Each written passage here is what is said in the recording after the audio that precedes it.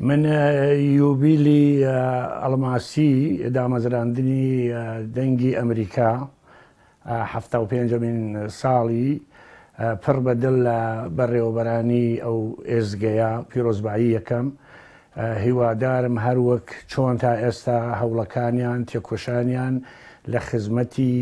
تەبلیغ بۆ ئازادی دیموکراسی دادپەروەری پاراستنی بە هامڕۆیەکان بووە هەروە لە بەڕێوەبردننی ئەو ئەرکە پیرۆزایاندا بەردەوام بن بێگومان خزمەتەکانی دەنگی ئەمریکا لە هەموو بەشەکانی جێی سرنجن ئەو پرۆگرامەی کە لە دەنگی ئەمریکاوە بڵاو بووەتەوە بانگەشە بووە بۆ مەبارزەکردن بە شێوەی ئاشتی خوازانە دژی نیزامهای دیکتاتۆری ڕژیمە داپرۆسێنەرەکان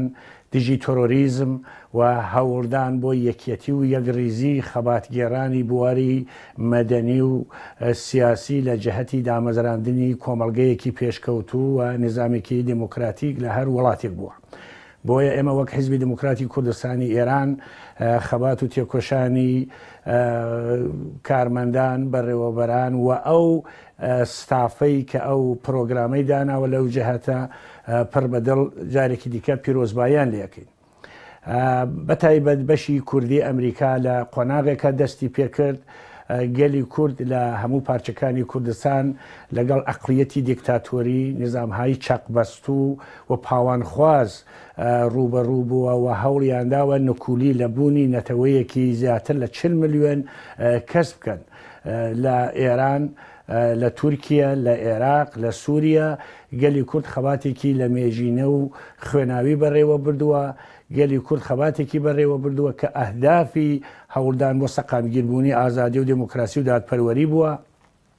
بۆ گەیشتنی گەلی کورد بە مافە سیاسی و نەتەوەیەکانی بووە،